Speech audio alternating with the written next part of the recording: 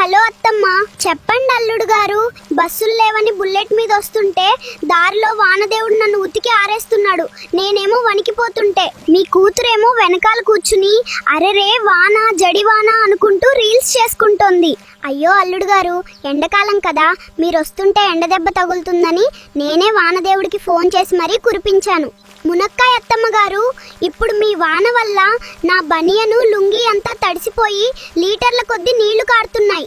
అయ్యో కంగారు పడకండి, ఇక్కడ గిన్నెలు దోమడానికి నీళ్లు లేవు. మీరు అలాగే ఇంటికొస్తే ఆ షర్టు పిండి నీళ్లు పడితే ఆ గిన్నెలు దోమేసి కోడికూర వండేస్తాను. గిన్నెలు తోముతారా అత్తమ్మ గారు?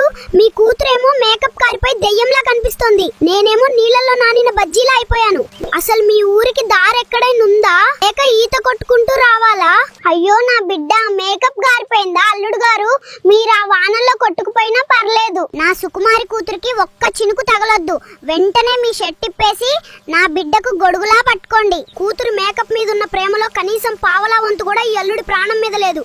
ఆ కోడికూర మీరే తినేయండి. నేను ఈ వానలో పడి ఎక్కడికైనా కొట్టుకుపోతా.